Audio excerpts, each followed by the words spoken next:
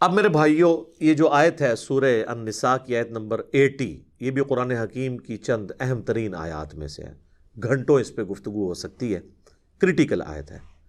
من یطع الرسول فقد اطاع اللہ، جو کوئی رسول کی اطاعت کرے گا گویا وہ اللہ کی اطاعت کر رہا ہے۔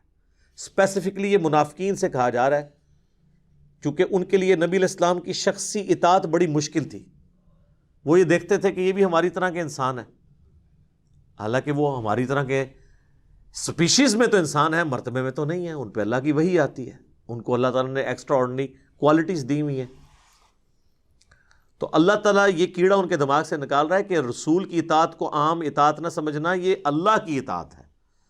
ومن تولا، اور جو کوئی رخ پھیرے گا، فما ارسلناک علیہم حفیظا، تو نبی ہم نے آپ کو ان کے اوپر نگہبان بنا کر نہیں بھیجا کہ آپ نے زبردستی ان کو سچائی کی دعوت دینی ہے۔ انا ہدیناہ السبیل اما شاکرا و اما کفورا، بے شک ہم نے ہدایت کا راستہ تو واضح کر دیا، جس کی مرضی وہ حق قبول کرے، جس کی مرضی وہ روگردانی کرے۔ والذین جاہدوا فینا لنہدینہم سبلنا، جو لوگ ہماری راہ میں کوشش کریں گے ہم انہیں راستہ دکھا دیں گے، ان کے لیے راہیں کھول دیں گے اپنے تک پہنچنے کی۔ تو اطاعت رسول اللہ کی اطاعت ہے۔ اس کانٹیکسٹ میں یہاں تک حدیث ہے بخاری اور مسلم میں، نبی صلی اللہ علیہ وآلہ وسلم نے فرمایا، جس نے میرے بنائے ہوئے کسی امیر کی اطاعت کی اس نے میری اطاعت کی، اور جس نے میری اطاعت کی اس نے اللہ کی اطاعت کی، اور جس نے میرے بنائے ہوئے کسی امیر کی نافرمانی کی اس نے میری نافرمانی کی، اور جس نے میری نافرمانی کی اس نے اللہ کی نافرمانی کی۔ لیکن یہ اطاعت کسی امیر کی معروف میں ہے، منکر میں نہیں ہے۔ وہ جو بخاری و مسلم میں متفقن علیہ دونوں کتابوں میں یہ حدیث ہے، سیدنا علی اس کے راوی ہیں کہ نبی علیہ السلام نے ایک انصاری صحابی کو امیر بنا کر بھیجا ایک لشکر پہ، کسی بات پہ اس امیر کو غصہ آ گیا اپنی جو ماتحت لوگ ہیں ان پر، اور اس نے کہا کہ اس کا علاج اب یہ ہے کہ ایک بہت بڑا آگ کا الاؤ بہت بڑا الاؤ جلاؤ، اور تم سب کے سب اب اس آگ میں کودو تاکہ میرا یہ غصہ ٹھنڈا ہو، تم نے میری نافرمانی کی ہے، اور میری نافرمانی رسول اللہ کی نافرمانی ہے۔ اور آگ جلوائی تو پھر صحابہ میں اختلاف ہو گیا، انہوں نے کہا ہم آگ سے بچنے کے لیے تو رسول اللہ کے دامن کرم میں ہم نے تھاما تھا، پناہ لی تھی، تو پھر ہمیں اسی آگ میں پھینک رہے، ہم اس تیرے حکم کو نہیں مانیں گے۔ اور اتنے میں آگ ٹھنڈی ہو گئی اور اس صحابی کا غصہ بھی ٹھنڈا ہو گیا۔ جب حضور صلی اللہ علیہ وآلہ وسلم کے پاس پہنچے تو آپ علیہ السلام نے فرمایا کہ اگر تم اس آگ میں کودتے نا تو پھر کبھی بھی آگ سے نہ نکلتے، جہنم کی آگ تک اس میں رہتے تم، یعنی اس آگ سے اس آگ میں شفٹ ہوتے۔ اور پھر نبی علیہ السلام نے وہاں پہ فرمایا کہ مخلوق کی اطاعت معروف میں ہے، منکر میں نہیں ہے۔ اللہ کی معصیت میں، اللہ کی نافرمانی میں مخلوق کی اطاعت نہیں ہے۔ تو یہ مسلمانوں کو کنسیپٹ دیا گیا۔ تو رسول اللہ کی اطاعت اللہ کی اطاعت ہے۔ نبی علیہ السلام کا کیس ڈیفرنٹ ہے، وہاں پہ تو ہر بات ماننی ہے۔ کیوں؟ ما ضل صاحبکم وما غوا، نہ نبی تمہارے بہکے ہیں نہ کبھی بہرا چلے۔ حتیٰ کہ اس کا کلائمیکس ہے جو سورہ آل عمران کی آیت نمبر 31 ہے، قل ان کنتم تحبون اللہ فاتبعونی یحببکم اللہ۔ اے نبی تم فرماؤ کہ بالفرض اگر تم اللہ سے محبت کے دعوے دار ہو نا تو پھر میری یعنی نبی علیہ السلام کی اتباع کرو، پھر اللہ بھی تم سے محبت کرے گا، تمہارے گناہوں کو بھی معاف کر دے گا، وہ بخشنے والا مہربان ہے۔ یعنی نبی علیہ السلام کی اتباع کرنی ہے، صرف اطاعت نہیں۔ اور اتباع کہتے ہیں محبت کے ساتھ پیروی، دل پہ جبر رکھتے ہوئے نہیں، اندر سے۔ جس طرح کہ صحیح بخاری میں آتا ہے عبداللہ بن عمر رضی اللہ تعالیٰ عنہ اپنے سفر حج میں جب وہ نبی علیہ السلام کے بعد جایا کرتے تھے تو حضور علیہ السلام کے ساتھ سفر کرتے ہوئے جن جن جگہوں پہ نبی علیہ السلام نے پڑاؤ کیا، جہاں جہاں نماز پڑھی، وہ ان جگہوں پہ اپنی سواری کو روک کے نماز پڑھتے تھے۔ حتیٰ کہ ایک جگہ وہ تابعی کہتے ہیں کہ مسجد تھی، مسجد میں نماز نہیں پڑھی، اس کے پاس ٹیلے کے پاس ایک پتھر تھا، وہاں پہ نماز پڑھی کہ نبی علیہ السلام نے یہاں پڑھی تھی۔ حتیٰ کہ مسند احمد میں تو یہاں تک ہے کہ نبی علیہ السلام نے ایک جگہ پیشاب کیا تھا، عبداللہ ابن عمر نے وہاں پہ جا کے پیشاب بھی کیا کہ میں حضور کی اس ادا کو ادا کر رہا ہوں۔ اس لیول تک پیروی کرتے تھے۔ تو محبت کے ساتھ اطاعت کرنی ہے۔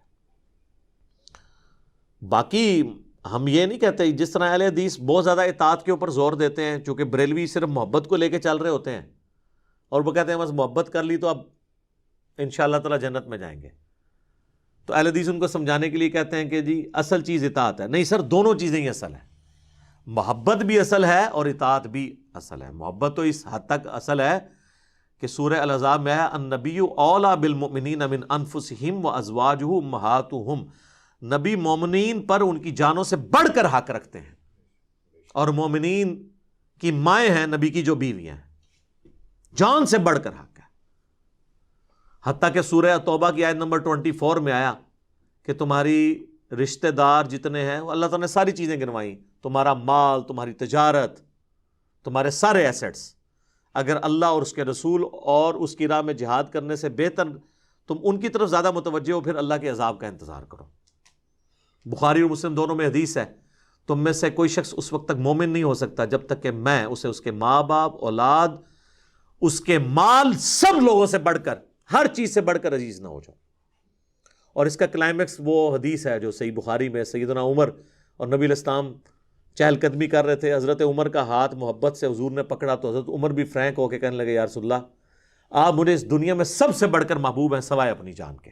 سچ بولا، اپنی جان تو سب سے آگے ہوتی ہے، اور وہ یہ ایکسپیکٹ کر رہے تھے حضور کہیں گے واہ کیا بات ہے۔ حضور نے فرمایا نہیں، اللہ کی قسم، بلکہ تیری جان سے بھی بڑھ کے۔ تو انہوں نے کہا یا رسول اللہ، آپ مجھے میری جان سے بھی بڑھ کے عزیز ہیں۔ تو آپ نے فرمایا ہاں اب عمر تمہارا ایمان مکمل ہوا۔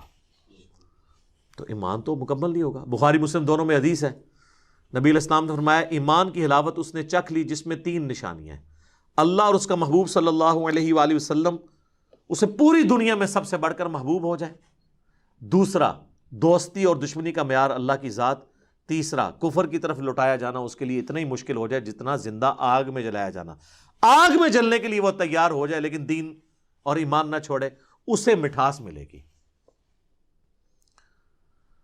صحیح بخاری میں حدیث ہے محمد فرق بین الناس، محمد لوگوں میں حق اور باطل میں فرق ہے، جو ان کے پیچھے چلے گا وہ حق پہ ہے، جو ان کو چھوڑ دے گا وہ گمراہی پر ہے۔ اور صحیح بخاری میں ایک حدیث ہے کنکلوڈنگ حدیث، اور امام بخاری سے لے کے ہیں کتاب السنت کو مضبوطی سے تھامنے والا چیپٹر، کتاب الاعتصام بالکتاب والسنہ، کہ نبی علیہ السلام فرمایا میری پوری امت جنت میں جائے گی سوائے اس کے جس نے جنت میں جانے سے انکار کر دیا۔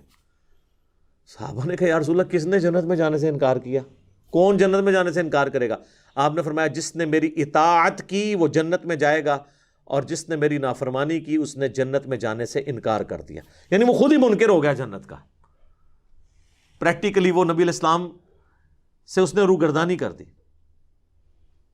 تو محبت اپنی جگہ ضروری ہے، اطاعت، محبت اور اطاعت دونوں ملیں گے تو اتباع رسول بنے گی۔ یہ دونوں چیزیں پیرلل میں ضروری ہیں، نہ صرف محبت پہ زور دینا ہے نہ صرف اطاعت پہ۔ محبت تو ظاہر ہے ضروری ہے، بخاری مسلم دونوں میں حدیث ہے، ایک شخص نے آ کے عرض کیا اللہ کے نبی قیامت کب آئے گی؟ آپ فرمایا قیامت کے لیے کوئی تیاری بھی کی ہے؟ اس نے کہا یا رسول اللہ زیادہ تیاری تو نہیں، یعنی فرض ہی پورے کرتا ہوں، باقی زیادہ کوئی میں نے ایکسٹراڈنری ایفرٹ نہیں کیا۔ یہ نہیں ہے کہ وہ نماز بھی نہیں پڑھتا تھا بالکل ہی کوہرا سی، نہ البتہ میں اللہ اور اس کے رسول سے محبت کرتا ہوں۔ تو آپ نے فرمایا انسان پھر قیامت والے دن اسی کے ساتھ ہوگا جس سے وہ دنیا میں محبت کیا کرتا تھا۔ انس بن مالک کہتے ہیں اللہ کی قسم نبی علیہ السلام پر ایمان لانے کے بعد ہمیں حضور کی کسی بات سے اتنی خوشی نہیں ہوئی جتنی اس بات سے کہ جو شخص جس سے محبت کرتا ہے قیامت والے دن اس کا ساتھ اسے نصیب ہوگا۔ پھر بخاری مسلم کے الفاظ ہیں، انس بن مالک کہتے ہیں اے اللہ گواہ ہو جانا میں تیرے نبی سے، ابو بکر سے، عمر سے محبت کرتا ہوں، گو میرے اعمال رسول اللہ ابو بکر اور عمر والے نہیں ہیں رضی اللہ عنہما وصلی اللہ علیہ وآلہ وسلم، لیکن پھر بھی میں تجھ سے امید کرتا ہوں کہ مجھے قیامت والے دن ان کا ساتھ نصیب فرمانا۔ ہم بھی اللہ سے دعا کرتے ہیں کہ ہمیں قیامت والے دن نبی صلی اللہ علیہ وآلہ وسلم کا، ان کے اہل بیت کا، ان کے صحابہ کا ساتھ نصیب فرمائے، ان کے ساتھ محشور فرمائے، اور جنت الفردوس میں اپنے محبوب صلی اللہ علیہ وآلہ وسلم کا پڑوس عطا فرمائے، آمین۔ اللہ تعالیٰ سے دعا ہے جو حق بات میں نے کہی اللہ تعالیٰ ہمارے دلوں میں راسخ فرمائے۔ اگر جذبات میں میرے منہ سے کوئی بات نکل گئی ایسی جو کتاب و سنت کی تعلیمات کے خلاف تھی تو اللہ تعالیٰ معاف کر دے، ہمیں کتاب و سنت کی تعلیمات پر عمل کر کے دوسرے بھائیوں تک پہنچانے کی توفیق عطا فرمائے۔ سبحانک اللہم و بحمدک، اشہد ان لا الہ الا انت، استغفرک و اتوب الیک، وما علینا الا البلاغ المبین۔ جزاکم اللہ خیرا۔